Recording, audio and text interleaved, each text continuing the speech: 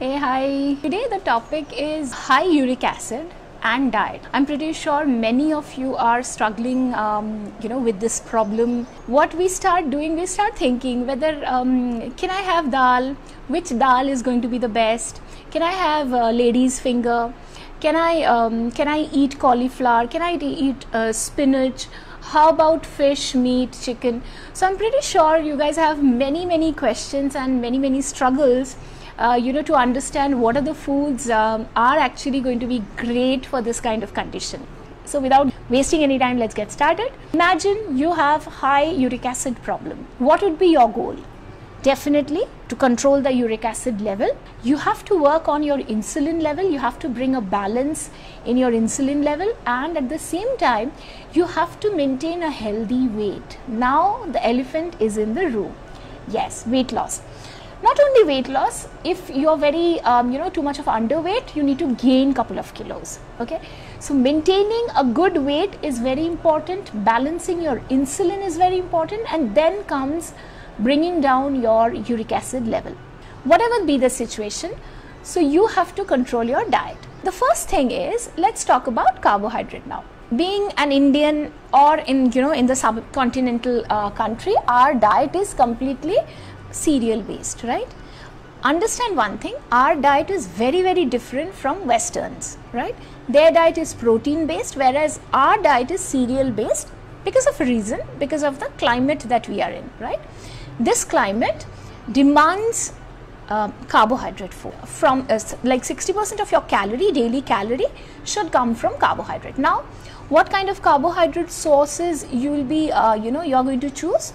Of course, whole grain. You have to basically let go all kind of refined flour, refined sugar. So that counts, it's namkeen bhujia or pasta, noodles, like the instant one, okay, the instant pasta, instant noodles.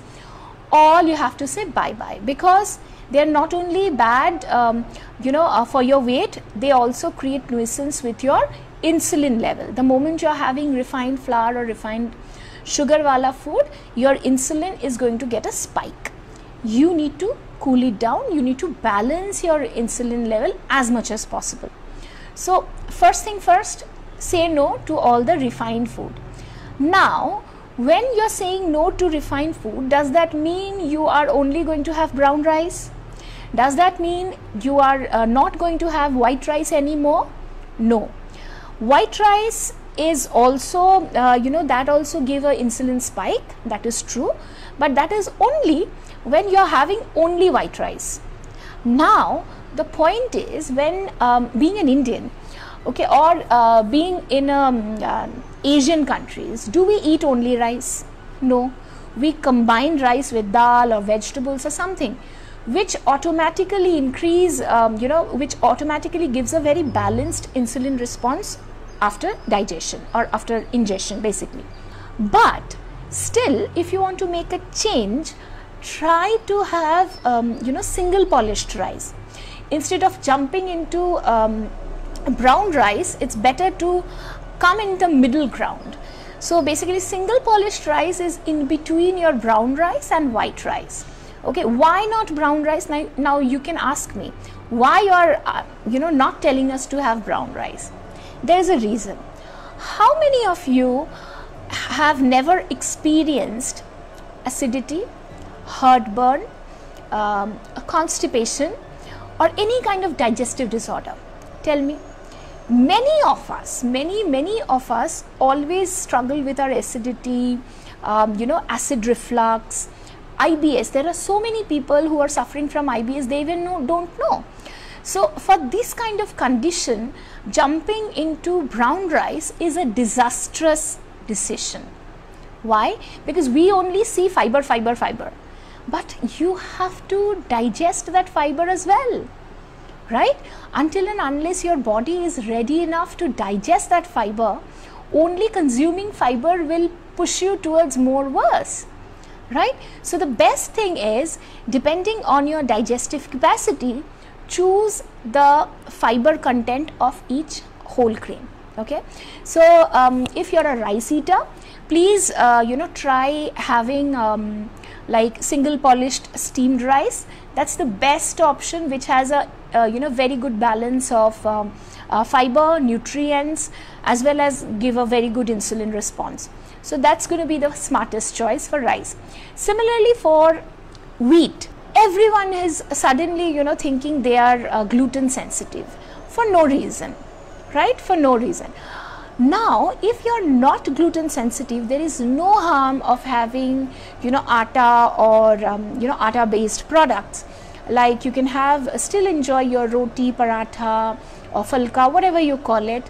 Along with that, any wheat based product like suji or dalia, noodles or pasta, which you have to cook at home, not the instant variety. Okay, so once in a while you can also try having all these things.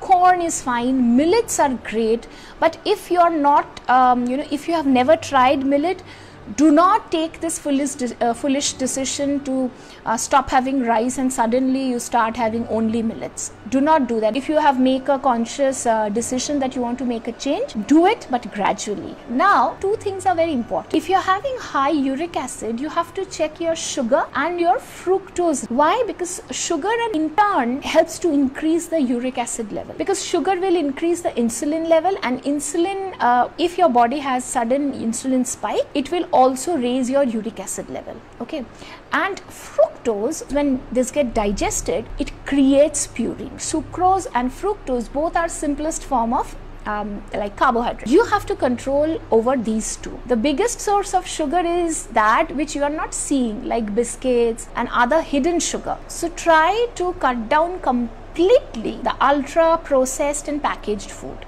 If you can do that at one shot, you are going to reduce your hidden sugar consumption into 1/10. For fructose, what you can do, stop having fruit juice. Packaged fruit juice, there is no question about it, because those contain fructose itself plus sugar and other many names of sugar. Even freshly prepared fruit juice. Why? Because fruit juice contain fructose, and that too without any pulp, without any fiber, because you are straining everything out, right? So then it becomes a very easily available, ready-made source of fructose for your body. So try to avoid that as well. In short, enjoy your whole grain, enjoy oats in limitation. Oats is also a little bit moderately high in purine. So try to consume oats, but maybe twice in a week, that much. Not more than that. But other than that, rice and rice products, wheat and wheat products, everything is fine as long as these cereal or cereal products are non-refined. Now what about protein? It is very common, like you have uric acid, you have to have a very low protein diet. No, you will not. Why? Because your protein requirement is still the same, understand? But unfortunately, high protein diet means high purine diet. So that means if you are having too many protein, you are consuming too many purines, and consumption of too many purine means again a boost in your uric acid level. In that case, what you can do, of course, if you're a non-vegetarian, I have little bad news for you. No, you don't have to say completely goodbye to fish, chicken. What you can do, you have to start portion control. What you can do, try to get only one type of protein source a day. So either you have fish, either you have chicken, either you have red meat. Now red meat is something like once a month having 2 pieces of red meat is fine. That is not major concern. You have to check your fish consumption. If you are having 2 pieces of fish, try to have only 1 piece of fish, and that too the day you are not having any other animal protein. Okay. Similarly with chicken, 3 to 4 pieces of chicken is fine, provided you are not having any other animal protein source. That is what is important. If you continuously having fish for the lunch and chicken for the evening, then it's a problem. You have to choose between any one. Now apart from animal protein, there are a lot of vegetables, vegetarian people who often ask, oh my god, I got uric acid, now I can't have dal. Is that true? No, it is not. Again, because dal, any kind of dal, be it moong, masoor, yes, they are moderately high on purine. But one thing you have to understand, do we have dal only to get purine? No, protein is important. Here in this case, protein is somehow backfiring you, but you cannot ignore the importance of protein in your diet till date. So you need protein, but you have to somehow control the purine level. So then what will you do? You have to choose your protein sources very, very smartly. Even if you're a vegetarian, hear me out. 1 katori of dal, any dal, be it masoor, moong, tubar, arhar, or any chana dal, any dal for that matter, have 1 katori of dal every day. Instead of having 2 katori for lunch and dinner, try to reduce it down to 1 katori, but have it every day. Otherwise, your body will be slowly becoming protein deficient. Now, after dal, another major source of protein is milk. Yes, low fat milk is something which is a great choice, especially the protein choice for uric acid patient. Try to avoid the saturated milk fat if you are not lactose intolerant, or if you don't have any kind of milk allergy. Feel free to have normal low fat milk. Now, apart from this milk, if you're having a katori of dal, you are more or less you're fine with your protein content on a daily basis. So act smart and choose your protein sources very smartly.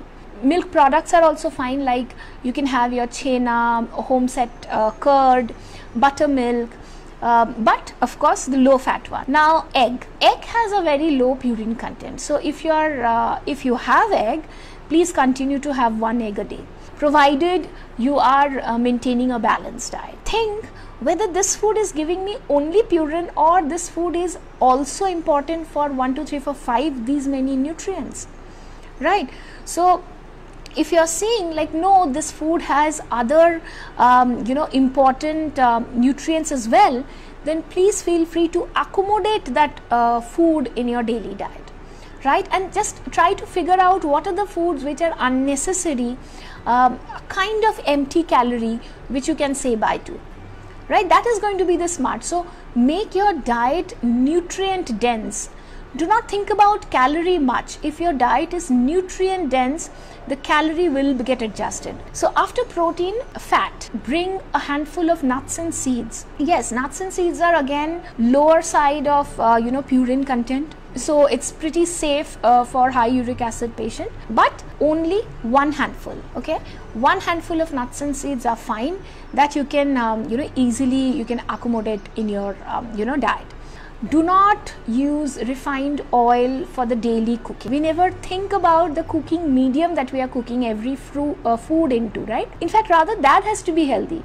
So try not to use refined oil. Try to switch to unrefined oil. How will you understand whether it is unrefined or not? The oil will not be a odorless, colorless liquid. If it is a non-refined oil, it will have some color, it will have some flavor in it. So that is the best indicator to see whether the oil quality is good or not. So double filtered groundnut oil, sesame oil, or cold pressed coconut oil, kachi ghani mustard oil, depending on whichever province you are, you can choose your oil as per that, but just say no to your refined oil. Use ghee. Yes, I have just said no saturated fat, but I'm saying ghee because of its medicinal value. And how much of ghee I'm talking about? It's only 1 teaspoon of ghee. Either you can add it in the lunch or you can add it in the dinner. It's based on you. But say no to all kind of deep fried foods. See, save your calorie and fat from deep fried foods, but save it and use it smartly with a spoonful of good quality ghee. That is what is going to give you, this is called the smart choice of your diet. Next, vitamins and minerals. The best vitamin for bringing this uric acid under control is vitamin C, because vitamin C, it has been seen like oral supplementation of vitamin C has a very good impact on reducing uric acid level. Supplements, do you need to have oral supplements in that case? No, at least fix normal dietary vitamin C level. Like for example, include citrus fruit, include a lemon, mosambi or orange, like that. So whatever the fruits that are high in vitamin C, try to consume that on a daily basis. It's not like I had my vitamin C yesterday and today I'm not having it. You have to have it on an everyday basis, right? So try to follow that as well. You can ask me, just now I have said no to fructose, then why am I saying yes for fruits? Again, when you're having fruits, you're not only having fructose, you're having good, n number of micronutrient, fiber, soluble fiber, insoluble fiber. So you're having a lot other than fructose. And when everything is there, then the effect of sucrose is not that much the one you get when you have carbonated beverages or you have any ultra processed food where high fructose corn syrup is being used. So try to think about it, and that's why even for gout patient, even freshly prepared fruit juice is also something not really advisable. Try to have it whole. That is going to be much effective. Now talking about vegetables, there is a notion like you cannot have lady's finger, you cannot have tomato, especially the vegetables where seeds are there. Seeds has to be avoided. Again, recent research is clearly pointing out that if you have the vegetable and like the the purine which is present in the vegetable has no association increasing your uric acid level. So yes, there are few vegetables which are moderate to moderately high in purine content, but the purine which actually creates problem in your uric acid level are the animal sources. So vegetarian food, especially vegetables which are high in purine, has very less effect on your uric acid level. So you can be rest assured to include vegetables happily in your diet. Yes, spinach, cauliflower, or mushroom, few kind of yeast. There are few foods which asparagus which are little higher side in the purine content. So the best what you can do, lower the consumption. Instead of saying completely no, like okay fine, I have uric acid, I will never have cauliflower again. Now keeping that kind of statement is little foolish. Rather try to reduce intake of cauliflower if you want. Like maybe you can have it once or twice a week. I think that is also enough. In regular household, I'm not very sure how many of you have cauliflower in every single day. And if you're having it, it is anyways not good, because always we mention to have variety, bring variety in diet, right? Bring variety in diet. So if you're having today, if you're having cauliflower, tomorrow you have gourd. The day after, you might have, you might try pumpkin. So keep variety everywhere, be it the choice of cereal, be it the choice of protein sources, be it the choice of vegetables and fruits. Okay, it stands the same for every for every nutrients, right? So these are the basic thing what you can do. Apart from that, water. Drinking water is very essential. Now apart from water, what kind of other fluids you can have? Strictly say no to alcohol. Alcohol as in beer, mainly beer, because again it's a refined form of cereal. So beer has a very close relationship increasing the uric acid level. So please say no to that. Good sleep is very essential. So stress should be under control. Try to maintain the normal weight. Let me know if the information was useful to you or not.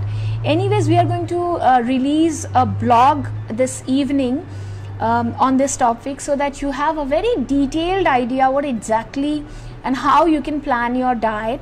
And of course, the entire blog is based on recent findings and recent research. All right, that's all for today. We will be back again. Stay happily healthy. Bye bye.